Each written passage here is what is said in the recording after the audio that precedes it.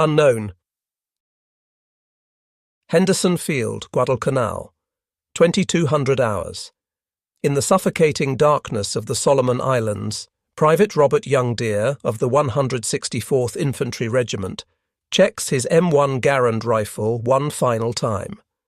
His unit had arrived on the island just 11 days earlier, on October 13th, becoming the first US Army formation to engage in offensive operations against the Japanese.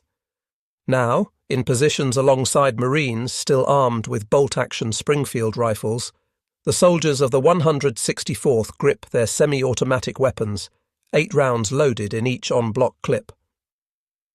Through the oppressive humidity and the cacophony of nocturnal insects comes a sound that freezes the blood of every American soldier. Thousands of Japanese troops beginning their charge, screaming banzai and totsugeki at the top of their lungs. Among the attacking force, Lieutenant Kenji Yamamoto of the 29th Infantry Regiment leads his platoon forward, his Type 38 Arisaka rifle, with its exceptionally long 31.4-inch barrel, proving unwieldy in the dense undergrowth. The 5-round internal magazine has been loaded with 6.5 by 50mm Arisaka rounds, each one requiring him to work the bolt action to chamber, up, back, forward, down. Behind him, some newer troops carry the Type 99 rifle chambered in the more powerful 7.7 by 58mm cartridge, but still bolt action, still limited to 5 rounds before reloading with stripper clips. What happens in the next 12 hours of savage combat will demonstrate why American infantry possessed an overwhelming advantage in firepower that the Japanese never anticipated. The technological gap between the semi-automatic M1 Garand and the bolt-action Arisaka rifles would prove as decisive as any tactical doctrine, revealing how industrial innovation and mass production could determine the outcome of infantry combat in the world's first truly modern war. The battle about to unfold at Henderson Field would showcase a fundamental truth of the Pacific War. While Japanese soldiers displayed extraordinary courage and determination, they were handicapped by rifle technology that belonged to the previous war.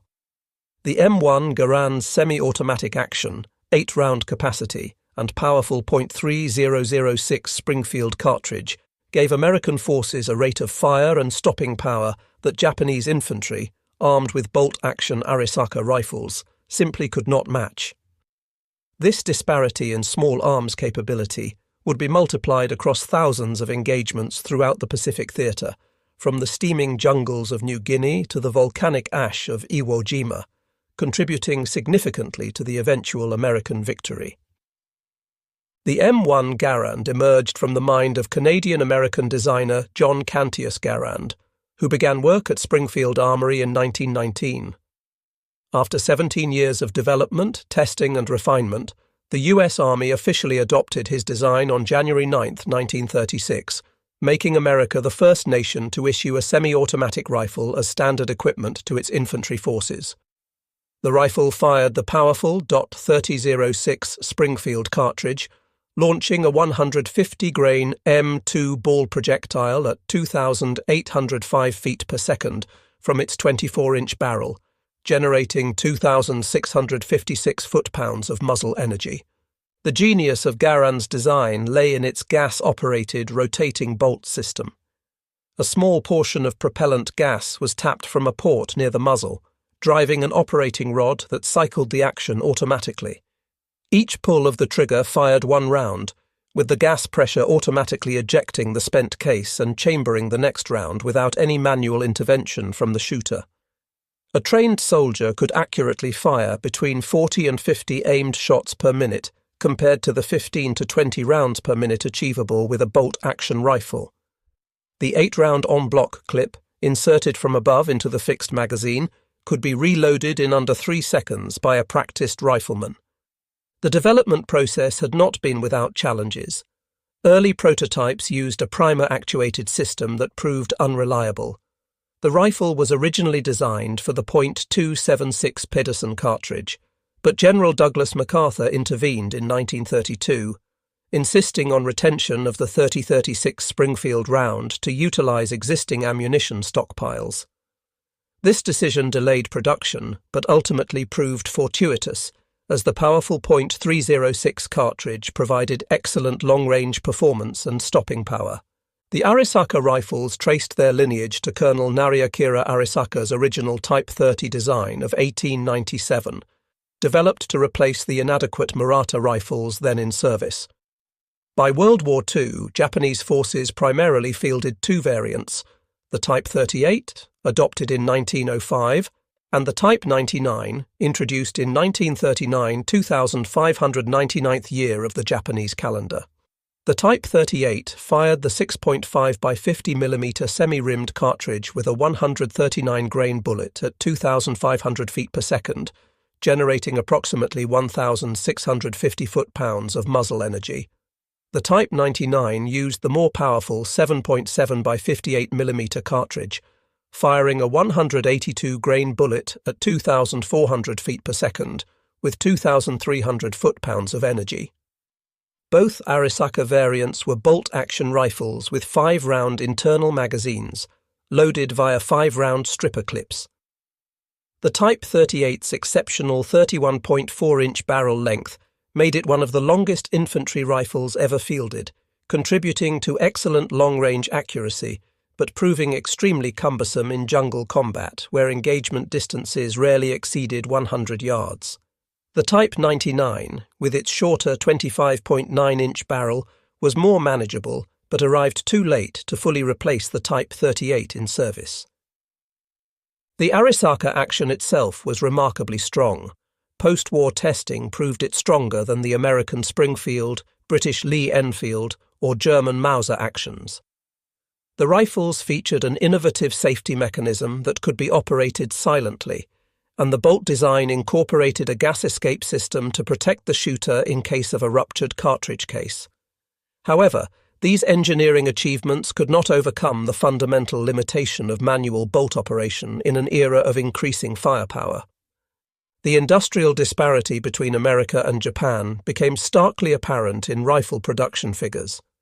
Between 1936 and 1945, American factories produced approximately 5.4 million M1 Garand rifles.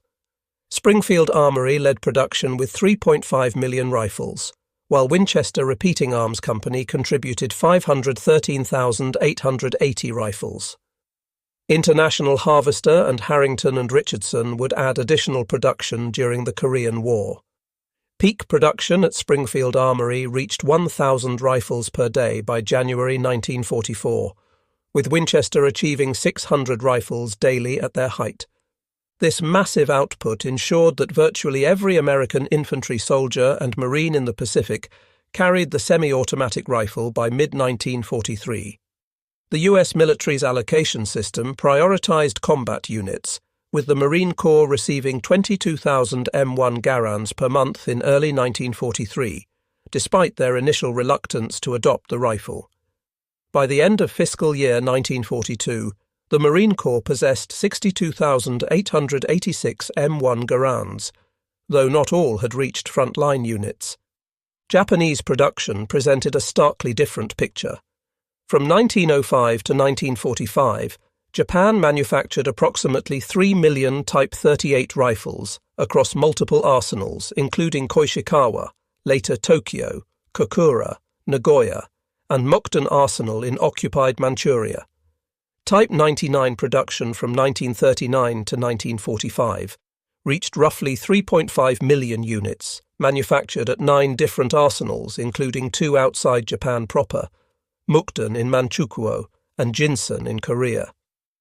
Despite these substantial numbers totaling over 6 million rifles, Japan never achieved the production rates necessary to fully modernize their infantry arms. Many second-line troops, garrison forces, and naval infantry units still carried Type 38 rifles at war's end, creating logistics complications with 2 different ammunition types in use. American M1 Garand production maintained remarkably consistent quality throughout the war. Springfield Armory's quality control procedures rejected any rifle that failed to group within 5 inches at 100 yards. Interchangeability of parts between rifles from different manufacturers was strictly enforced through detailed specifications and gauging requirements. A damaged M1 Garand could be repaired in the field using parts salvaged from other rifles, regardless of manufacturer. The adoption of improved heat treatment processes in 1942 actually increased receiver strength over pre-war production. The finishes evolved for practicality rather than economy. The switch from blued steel to parkerizing improved corrosion resistance in tropical environments. Walnut stocks gave way to birch and other hardwoods due to walnut shortages, but functionality never suffered. Late-war simplifications included stamped trigger guards replacing milled ones, but these changes were thoroughly tested to ensure reliability. Japanese manufacturing quality, conversely, deteriorated markedly as the war progressed. Early Type 99 rifles featured remarkable innovations: chrome-lined barrels, actually the first military rifle with this feature, anti-aircraft sights with folding arms for leading aerial targets, dust covers to protect the action, and integral wire monopods for stability. The finish was a deep blue, and stocks were made from quality Japanese hardwood with precise inletting. By 1944, these refinements had vanished under production pressure and material shortages.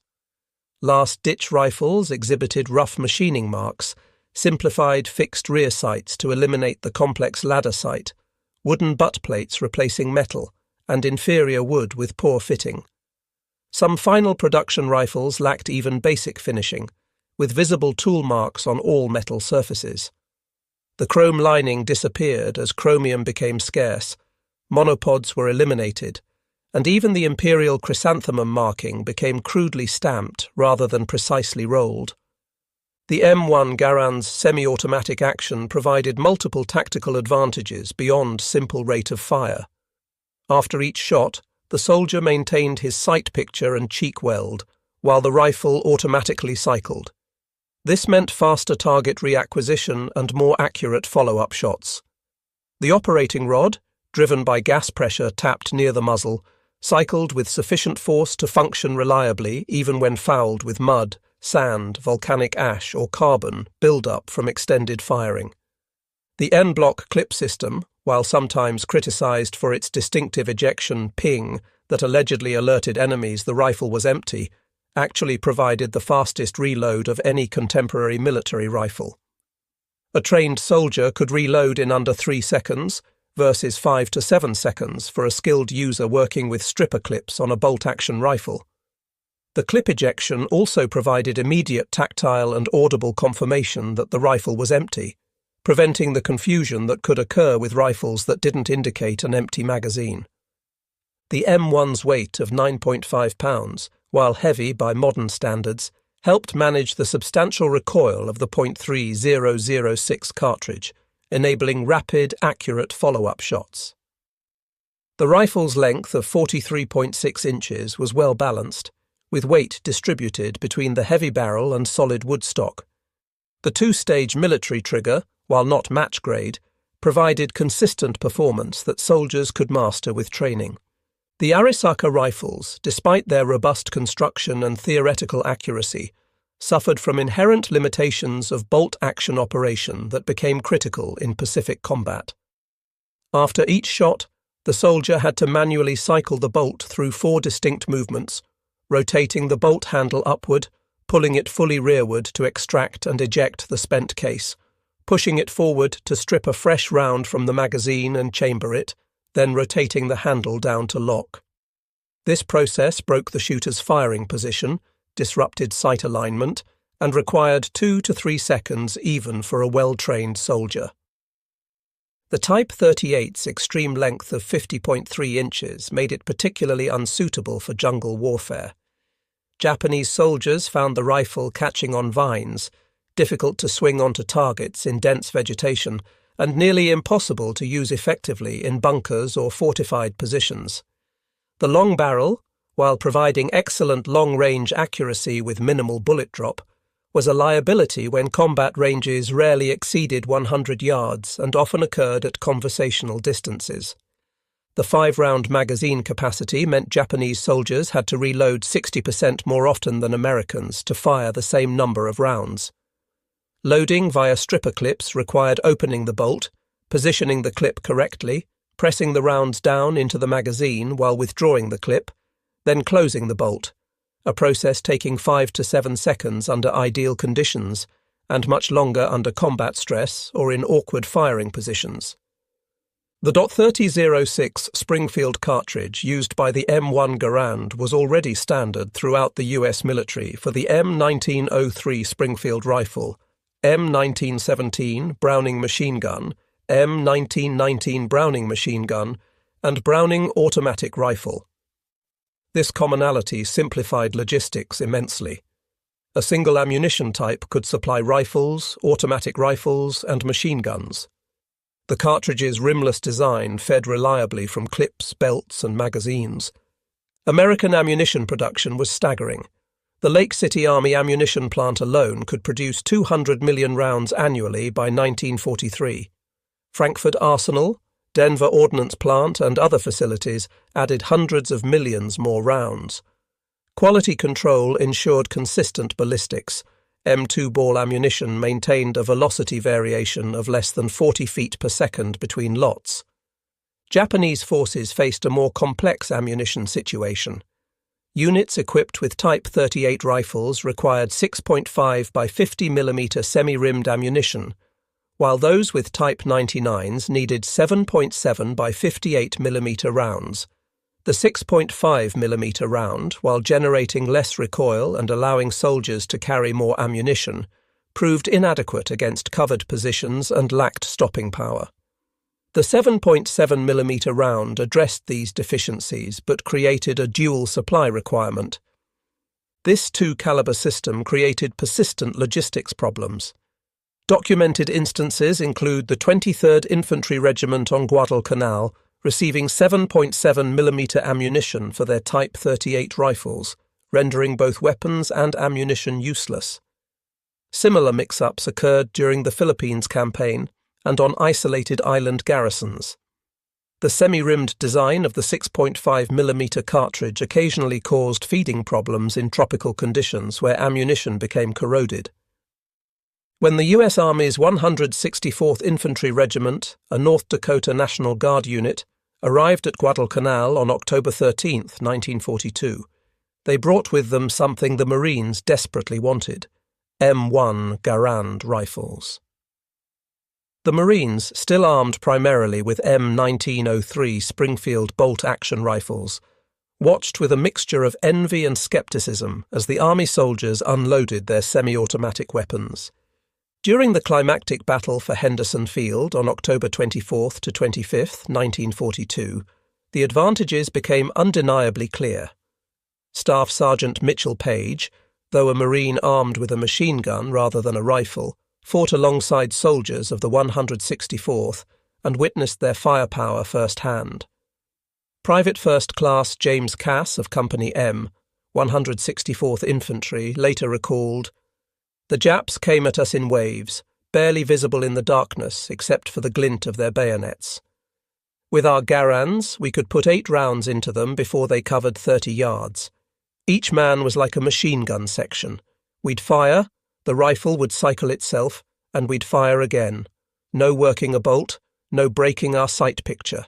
Just squeeze, boom, 8 times before reloading." The 164th companies were fed into the line piecemeal as the Japanese attack developed, reinforcing Marine positions that were beginning to buckle. The devastating semi-automatic fire from the fresh Army troops helped stabilize the line. Colonel Bryant Moore, commanding the 164th, reported that his men expended over 250,000 rounds of 30 caliber .06 ammunition in the 2-day battle. Japanese bodies stacked up in front of positions held by the 164th, many killed by the rapid, accurate fire of M1 Garands. Marine Private Robert Leckie, who would later write the memoir Helmet for My Pillow, observed the Army troops in action. "We thought they were green, these dog faces with their newfangled rifles. But when the Japs charged, those Garands spoke with a voice we'd never heard before. It was like a continuous roar, not the sporadic crack-crack of our Springfields. Sergeant Masao Watanabe of the 29th Infantry Regiment, 2nd Division Sendai, survived the October offensive at Guadalcanal. In his post-war memoir discovered in Japanese military archives, he wrote, "We were told the Americans were soft, that our Yamato spirit would overcome their material advantages. Our officers assured us that one Japanese soldier was worth 10 Americans. But when we charged their lines that October night, it was like running into a wall of lead. Every American soldier seemed to have an automatic weapon. Our Arisaka rifles, which we operated the same way our fathers had in the Russo-Japanese War, felt like antiques. We would fire once, work the bolt while taking cover, then fire again. In that same time, the Americans had already fired 4 or 5 rounds." Watanabe noted that Japanese tactics, developed against Chinese forces, often armed with older weapons or limited ammunition, proved suicidal against American firepower. The banzai charge that had scattered Chinese conscripts melted away before American rifles that never seemed to stop firing. We could not get close enough to use our bayonets. Our supposed advantage in spirit and close combat meant nothing when we were shot down 50 meters from their lines. Lieutenant Hiroshi Takahashi of the 230th Infantry Regiment provided another perspective in a letter found on his body. "The American automatic rifles are devastating. Each soldier can fire as fast as our light machine guns. When we advance, it sounds like we are attacking a position defended entirely by machine guns. Our men fall before they can work their rifle bolts for a second shot." At Cape Gloucester in December 1943, Marines of the 1st Marine Division, now fully equipped with M1 Garands after their earlier experience on Guadalcanal, landed in torrential rain on New Britain. Private First Class Eugene Sledge, author of With the Old Breed, later wrote about the M1's performance in the horrific conditions. "That Garand was the most reliable piece of equipment we had. In rain that came down like waterfalls, in mud that sucked at you like quicksand, that rifle kept firing. The Japs with their bolt actions couldn't match our rate of fire. When they'd try to set up positions in the jungle, we could put so much lead into the trees that leaves would fall like rain." Marine Sergeant John Basilone, who would earn the Medal of Honor on Guadalcanal primarily for his actions with machine guns, also carried an M1 Garand as his personal weapon. He noted, "The Garand gave every Marine the firepower of 3 men with bolt-action rifles. In the jungle, where you might only get a glimpse of the enemy for a second or two, being able to fire multiple shots without working a bolt meant the difference between killing him or him escaping to kill you later." During the Battle of Saipan in June 1944, the largest banzai charge of the Pacific War saw over 3,000 Japanese soldiers assault American lines in a desperate pre-dawn attack on July 7th. Private First Class Harold Agerholm of the 4th Marine Division, armed with his M1 Garand, helped repel the massive assault. Corporal John Miller recalled, "The Japs came at us shoulder to shoulder, screaming like banshees. Our Garands never stopped firing. As fast as we could pull the trigger, we fired. The ping of empty clips ejecting was constant, like some deadly music. The Japs, with their bolt actions, couldn't match our volume of fire. They'd get 1 shot off, maybe 2 if they were lucky, before our semi-autos cut them down." On Peleliu in September 1944, the 1st Marine Division faced Japanese forces who had learned from earlier defeats. Instead of banzai charges, they defended from fortified positions. But even in this defensive role, the bolt-action Arisaka proved inferior. Marine Corporal R.V. Bergin recalled, "When we spotted a Jap position, we could saturate it with rifle fire. 4 or 5 of us with Garands could put 40 rounds into a cave mouth in the time it took them to fire 5 or 6 shots back. We'd keep their heads down while other Marines manoeuvred with flamethrowers or demolitions." American training doctrine for the M1 Garand emphasized exploiting the rifle's semi-automatic capability while maintaining accuracy. At training camps across the United States, Fort Benning, Camp Perry, Fort Ord, and dozens of others, Soldiers spent weeks mastering their rifles. The standard qualification course required engaging targets from 100 to 500 yards, with emphasis on rapid target engagement and smooth trigger control. The Army's Field Manual 23-5, Basic Field Manual, U.S. Rifle, caliber .30 M1, specified that soldiers should achieve a sustained rate of 40 to 50 aimed shots per minute in combat. Training emphasized the sight picture hold, maintaining proper sight alignment between shots since the semi-automatic action didn't require braking position. Soldiers learned to fire, observe impact, adjust, and re-engage quickly, taking full advantage of the M1's capability.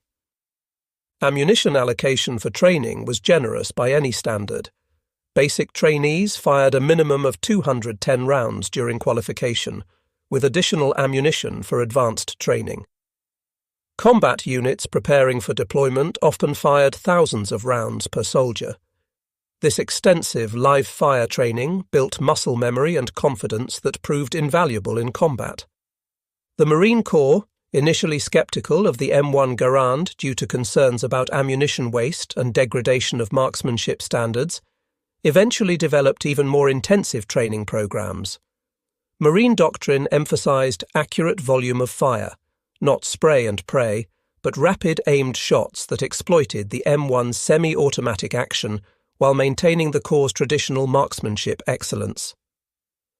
Japanese marksmanship training, rooted in samurai traditions of precision and discipline, emphasized the philosophy of one shot, one kill, ichigeki hisatsu. This principle reflected both spiritual beliefs about the warrior's focus and the practical limitation of bolt-action rifles. Japanese soldiers underwent extensive training at long range, with the Type 38's exceptional accuracy at distance considered a primary virtue. The Imperial Japanese Army's training manual stated, "The spirit of the attack must be the primary weapon of the infantry. The rifle and bayonet are merely extensions of the warrior's will." This emphasis on spiritual factors over material ones would prove catastrophic against American firepower. Japanese soldiers trained extensively in bayonet fighting, with daily practice in kata-like movements. The Type 38's exceptional length made it superior to most rifles in bayonet fighting, in theory. However, Pacific combat rarely offered the clear long-range shots for which Japanese soldiers had trained. The jungle terrain of Guadalcanal, New Guinea, and other battlefields limited visibility to mere yards. The banzai charges that had succeeded against poorly equipped Chinese forces or colonial troops met devastating failure against semi-automatic rifle fire. The sound of massed M1 Garand fire became a psychological weapon in itself. The rapid rhythmic crack of semi-automatic fire, punctuated by the distinctive metallic ping of ejecting clips, had a demoralizing effect on Japanese forces. A captured Japanese training document from 1943 instructed soldiers, "The American automatic rifles create a sound like many machine guns firing." Do not be discouraged by this volume of fire. Remember your spiritual superiority and press forward with determination. However, spiritual superiority proved inadequate against material reality. Japanese soldier Yukio Nakamura, captured on Saipan, told interrogators, "We were told Americans were cowards who relied on machines instead of warrior spirit. But their rifles that fired without stopping. It was like fighting against a machine, not men. Our officers told us to charge with our bayonets, but we were cut down before we could get close enough to use them." Conversely, American troops gained immense confidence from their firepower advantage. Marine Corporal James Russell recalled, "Knowing you could put 8 rounds downrange as fast as you could pull the trigger, it made you feel invincible. When the Japs charged, you didn't panic. You just started shooting, and kept shooting until they stopped coming, or you heard that ping telling you to reload." At the squad level, the M1 Garand's advantage became even more pronounced. An American rifle squad of 12 men, armed with 10 M1 Garands and 2 Browning automatic rifles, could deliver 400 to 500 aimed rounds per minute in sustained fire. A comparable Japanese squad with Arisaka rifles, might manage 150 to 180 rounds per minute, assuming well-trained soldiers managing maximum bolt action speed. This disparity fundamentally altered small unit tactics. American squads could effectively conduct fire and maneuver, with one fire team laying down suppressive fire while another advanced.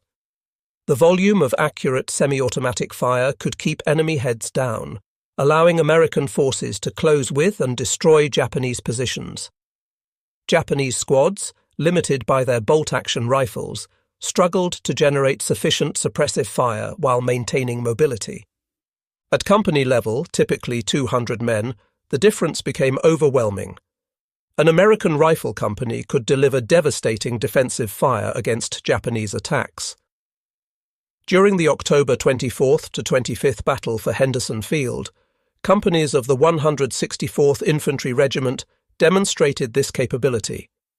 Company G, 164th Infantry, reported expending 30,000 rounds of 30-06 ammunition in one night of fighting, an average of 150 rounds per man, while suffering only light casualties. The mathematics were inexorable. A Japanese battalion of 800 men conducting a banzai charge faced American companies capable of putting 8,000 aimed rounds downrange per minute. Even accounting for darkness, confusion, and fear, the volume of semi-automatic fire created kill zones that human courage alone could not overcome. The M1 Garand's superiority contributed directly to the success of American island-hopping strategy. American forces could land on Japanese-held islands confident in their ability to establish and hold beachheads against counterattacks. The firepower of M1-equipped infantry meant smaller forces could hold larger perimeters, allowing rapid build-up of forces for breakout operations. On island after island, Tarawa, Kwajalein, Eniwetok, Saipan, Guam, Peleliu, Iwo Jima, Okinawa, the pattern repeated. Japanese forces, unable to match American firepower, resorted to increasingly desperate tactics. Banzai charges gave way to defense in depth, but even in fortified positions, the slow rate of fire from bolt-action rifles meant Japanese soldiers could rarely exploit opportunities when Americans exposed themselves during assault. The Japanese military's retention of bolt-action rifles stemmed significantly from their victory in the Russo-Japanese War of 1904 to 1905. In that conflict, Japanese infantry armed with Type 30 and Type 35 Arisaka rifles had defeated Russian forces through superior training, discipline, and tactical innovation. The Battle of Mukden and the Siege of Port Arthur seemed to validate the supremacy of Japanese warrior spirit over material factors. This success, however, created institutional blindness to technological change. The Japanese military establishment, dominated by officers who revered the Russo-Japanese War as Japan's coming of age as a great power, failed to recognize that warfare had fundamentally changed.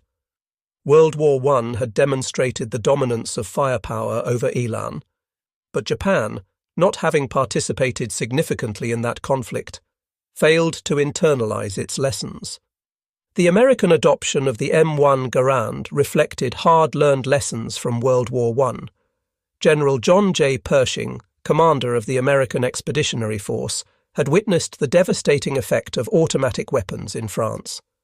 In 1918, he specifically called for development of a semi-automatic rifle, stating, "The soldier who can deliver the most accurate fire in the shortest time will dominate the battlefield of the future."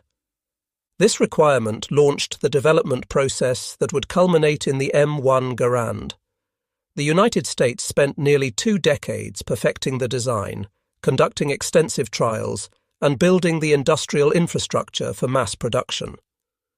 By 1936, when the M1 was adopted, America had created not just a superior rifle, but an entire system for producing, maintaining, and supplying it. The Japanese did eventually recognize the need for semi-automatic rifles. Development of indigenous designs began in the 1930s, including the Type Co rifle designed by Kijiro Nambu and several gas-operated prototypes. However, these efforts received low priority, with resources directed toward aircraft, naval vessels, and other programs deemed more critical. Most tellingly, when the Japanese finally attempted to copy the M1 Garand as the Type 4 rifle, often mistakenly called Type 5, they managed to produce only 250-part sets with approximately 100 to 125 rifles actually assembled before war's end. The Type 4 chambered for 7.7mm Japanese ammunition and fed from a 10-round internal magazine loaded with two 5-round stripper clips, proved that Japan understood the M1's advantages but lacked the industrial capacity for mass production. The mathematics of firepower revealed an overwhelming American advantage. The M1 Garand firing M2 ball ammunition delivered 2,656 foot-pounds of energy at the muzzle. With a trained soldier firing 40 rounds per minute, this translated to 106,240 foot-pounds of energy delivered per minute. A bolt-action Type 99 Arisaka, firing the 7.7mm round with 2,300 foot-pounds per shot at a practical rate of 15 rounds per minute, delivered only 34,500 foot-pounds per minute, less than one-third the M1's energy output. The 30.06 Springfield's trajectory, while having more drop than the 6.5mm Arisaka at extreme range, proved superior at typical Pacific combat distances. At 300 yards, an unusually long engagement distance in jungle warfare, the .306 dropped 13.5 inches from line of sight while retaining 1,900 foot-pounds of energy, sufficient to penetrate multiple layers of jungle vegetation and still incapacitate enemy soldiers. The 6.5mm Arisaka, while dropping only 11 inches at the same range, retained only 1,100 foot-pounds of energy, often insufficient to penetrate cover. U.S. Army ordnance tests conducted at Aberdeen Proving Ground in 1940 quantified the M1's advantage. In controlled trials, soldiers with M1 Garands consistently achieved 24 aimed shots per minute at 200 yards with 90% hits on man-sized targets. Soldiers with M1903 Springfields, functionally identical to Arisaka operation, managed only 10 aimed shots with 85% accuracy. In rapid-fire scenarios simulating response to sudden attack, M1-equipped soldiers could engage 3 separate targets in the time bolt-action users engaged one. Further testing examined sustained fire over longer periods. After 5 minutes of continuous firing, M1-equipped soldiers maintained 80% of their initial rate of fire, while bolt-action users dropped to 60% due to fatigue from working the bolt. The M1's semi-automatic operation required only trigger finger movement, while bolt-action operation demanded gross motor movements of the entire arm and shoulder. Combat statistics from Pacific battles revealed telling patterns. At Guadalcanal, Army units equipped with M1 Garands expended an average of 150 to 200 rounds per man per day of heavy combat. Marine units still equipped with Springfield rifles expended 60 to 80 rounds per man in similar conditions. This didn't represent ammunition waste, but rather the M1's ability to deliver effective fire at fleeting targets. Japanese forces, by comparison, rarely expended more than 40 to 50 rounds per man per day, limited by both ammunition supply and the mechanical constraints of bolt-action operation. Captured Japanese after-action reports frequently cited ammunition shortages, but even when ammunition was available, the slow rate of bolt-action fire limited consumption.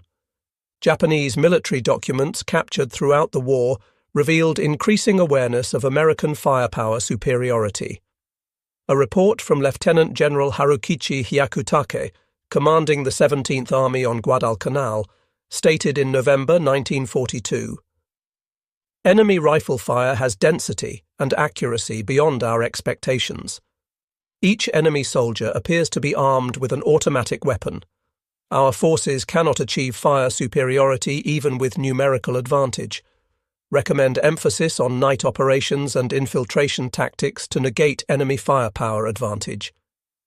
By 1944, Japanese tactical doctrine had evolved to acknowledge American material superiority. The instructions for the decisive battle, issued to defenders of the Mariana Islands, stated, "The enemy's automatic rifles and machine guns create an impenetrable wall of fire during daylight. All attacks must be conducted at night or under cover of adverse weather.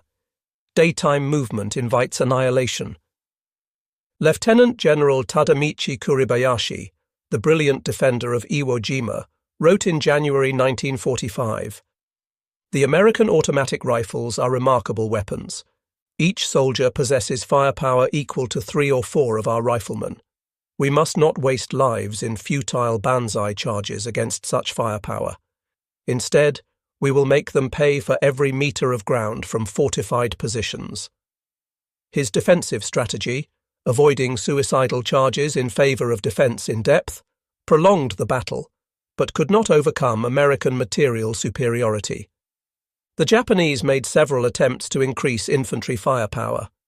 The Type 100 submachine gun, introduced in 1942, was intended to provide automatic fire capability. However, production reached only about 27,000 units by war's end, insufficient to make a strategic difference. The weapon also fired the relatively weak 8mm Nambu pistol cartridge, lacking the range and stopping power needed for Pacific combat. More revealing was the Japanese effort to copy the M1 Garand itself. When American forces captured the Yokosuka Naval Arsenal in 1945, they discovered the Type 4 rifle program. Engineers at Yokosuka had reverse-engineered captured M1 Garands, modifying the design to use Japanese 7.7mm ammunition and feed from a 10-round internal magazine loaded with standard 5-round stripper clips. The Japanese had even improved certain aspects, using a rubber recoil pad and adding a last-round bolt hold-open feature. However, Japanese industry proved incapable of mass-producing this complex design. While they had manufactured parts for approximately 250 rifles, only 100 to 125 had been assembled into complete weapons. The Type 4 program revealed that Japanese military engineers fully understood the M1's advantages, but lacked the industrial infrastructure to produce it in meaningful numbers. Beyond industrial limitations, Japanese military culture resisted emphasizing material factors over spiritual ones. Colonel Masanobu Tsuji, a staff officer who served in multiple theaters, wrote after the war, "We knew the Americans had superior weapons, but to acknowledge this openly would have destroyed troop morale.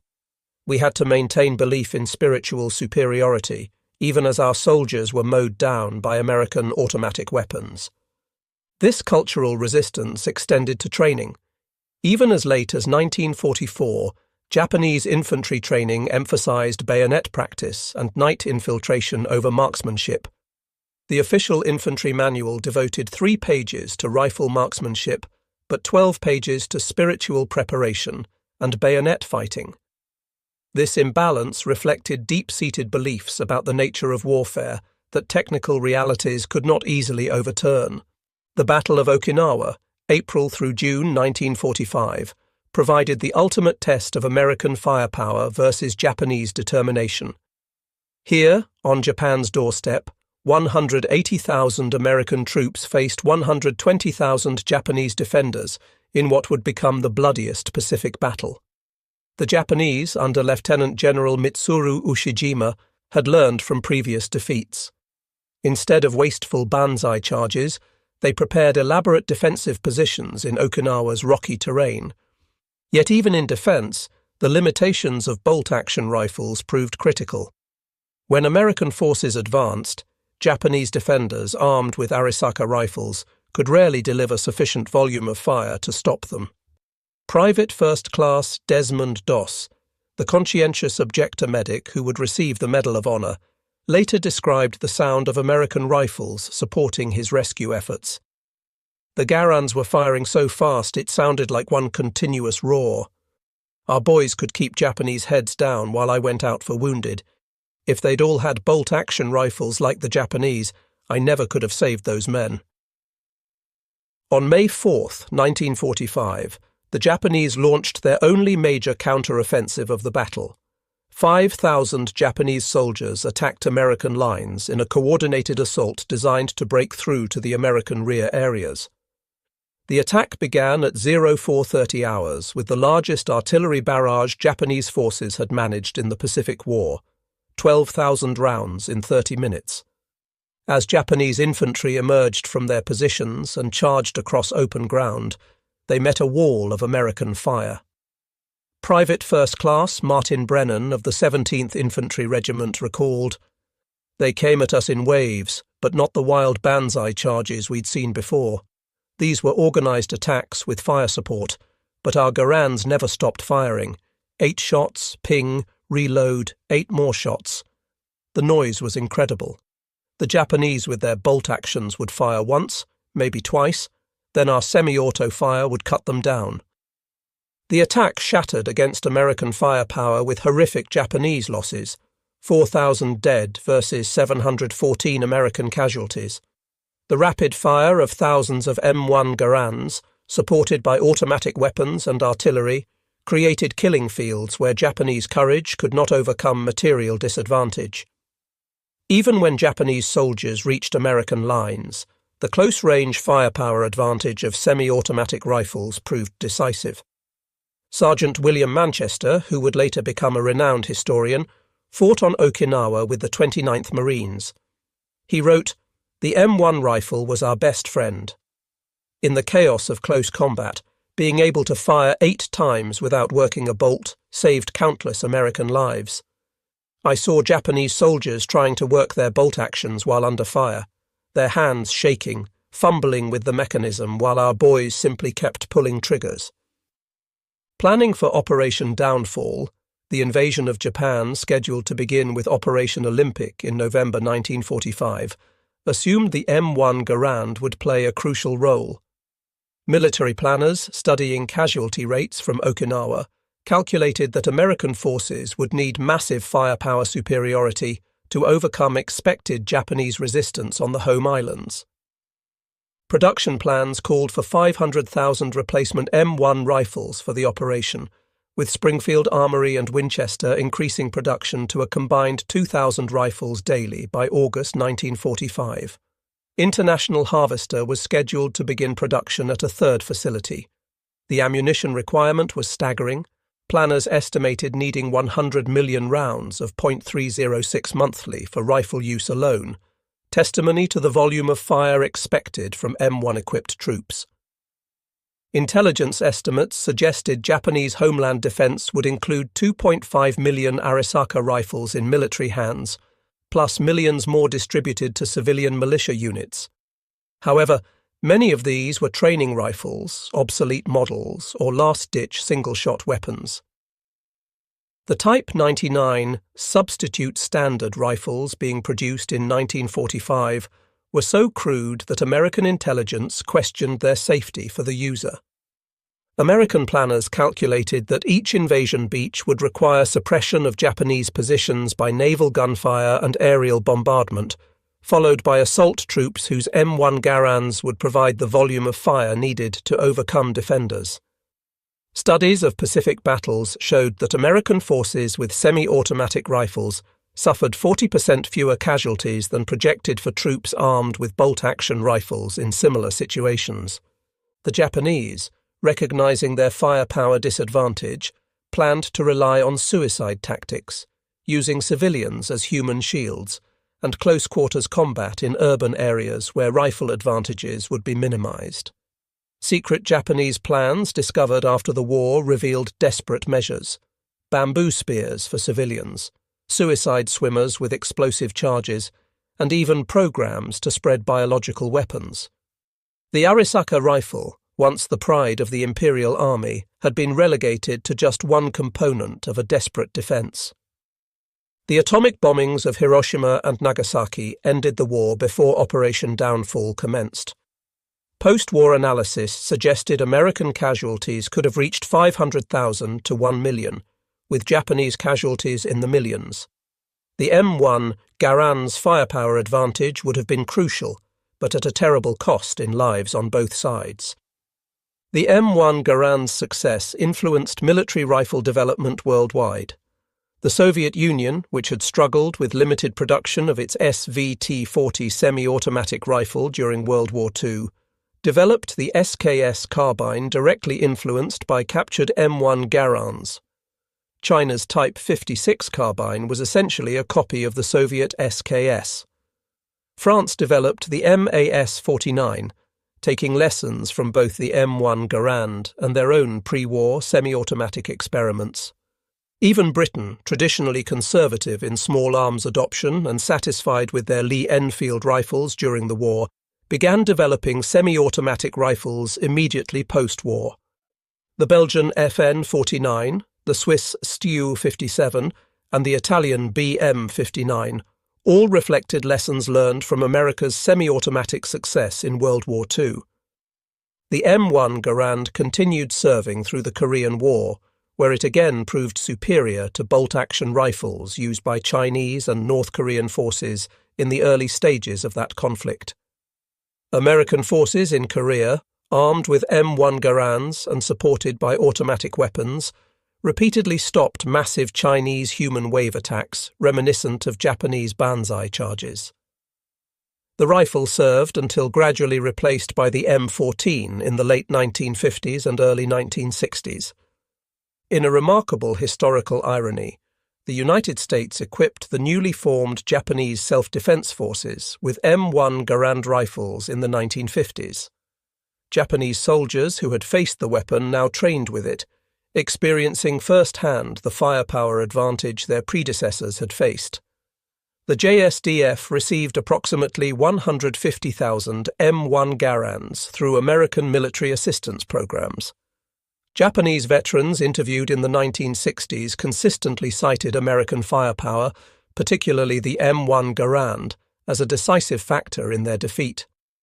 Saburo Sakai, Japan's leading surviving fighter ace, stated, "We could match American courage, we could match American tactics, but we could never match American firepower. Every GI with his automatic rifle was worth 3 of our soldiers." Today, both the M1 Garand and Arisaka rifles are highly sought after by collectors, though for different reasons.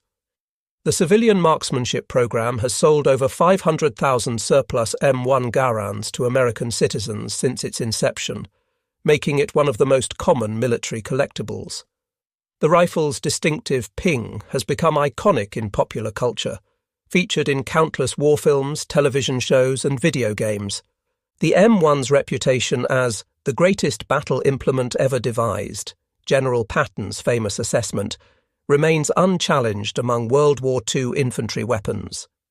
Modern shooting competitions still feature M1 Garand matches, with the rifle proving remarkably accurate even by contemporary standards. Japanese Arisaka rifles, particularly those with intact imperial chrysanthemum markings, are prized collectibles. The chrysanthemum, symbol of the emperor, was typically ground off rifles before surrender, making intact examples rare and valuable. Modern testing has proven the Arisaka action to be exceptionally strong, stronger even than the Mauser or Springfield actions. But this strength could not overcome the fundamental disadvantage of bolt-action operation. Interestingly, both rifles have seen combat in the 21st century. M1 Garands have appeared in conflicts in the Middle East, supplied decades ago through military aid programs. Arisaka rifles have been documented in use by insurgent forces in Afghanistan and Myanmar, testament to the durability of the design even if tactically obsolete. On that October night at Henderson Field in 1942, as Private Robert Youngdeer of the 164th Infantry Regiment and thousands of other American soldiers demonstrated the devastating effectiveness of semi-automatic rifle fire, they were proving a fundamental truth of modern warfare. Technological superiority, backed by industrial production, could determine the outcome of battle regardless of human courage or determination. The M1 Garand delivered 40 to 50 aimed shots per minute versus the Arisaka's 15 to 20, 8 rounds before reloading versus 5. Semi-automatic operation versus manual bolt manipulation. Weight of fire that could stop a banzai charge in its tracks versus single shots that required breaking sight picture to chamber the next round. These mathematical realities, multiplied across millions of individual firefights from Guadalcanal to Okinawa, helped determine the Pacific War's outcome. Lieutenant Kenji Yamamoto, who led that charge on October 24, 1942, with his Type 38 Arisaka, did not survive to see the dawn. His rifle, with its exceptional accuracy and admirable construction, its smooth bolt action and strong receiver, could not overcome the wall of semi-automatic fire that met his attack. Found after the battle, his weapon had 3 rounds remaining in the magazine. He had managed to fire only twice while advancing 100 yards under the concentrated fire of M1 Garands. Around him lay dozens of his soldiers, most with full or nearly full magazines in their Arisakas, having been cut down before they could effectively return fire.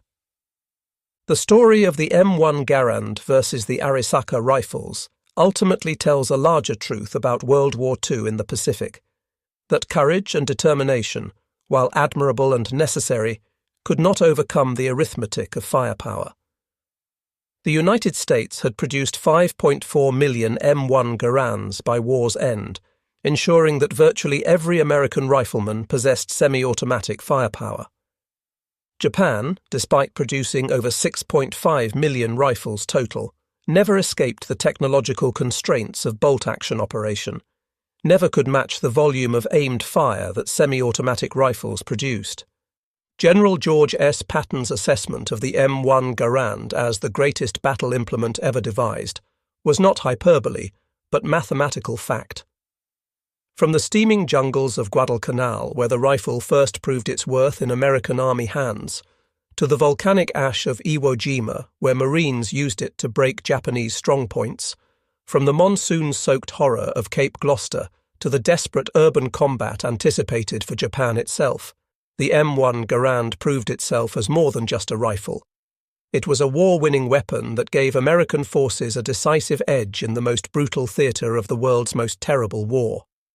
The distinctive ping of an ejecting en bloc clip became the sound of American victory in the Pacific, a sound that meant 8 enemy soldiers would never reach American lines, a sound that meant another Japanese position had been suppressed, another island secured, another step taken toward Tokyo Bay.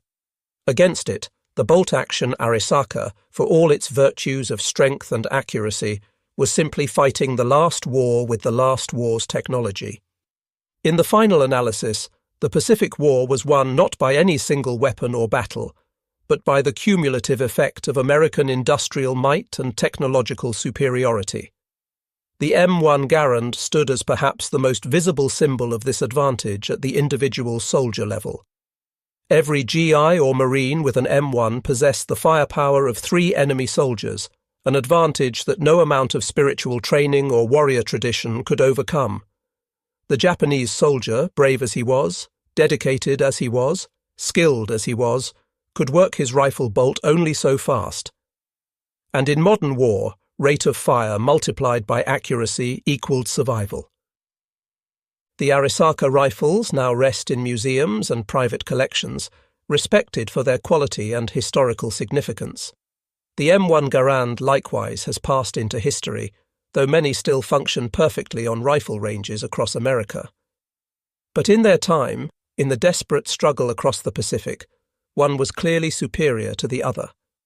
The semi-automatic rifle had made every American soldier a base of fire unto himself, and that advantage, multiplied across the vast expanses of the Pacific theatre, helped ensure Allied victory. The last word belonged not to courage or spirit, but to the mechanical precision of gas-operated semi-automatic fire. 8 rounds, 1 pull of the trigger each, before that distinctive ping announced it was time to reload and continue the fight.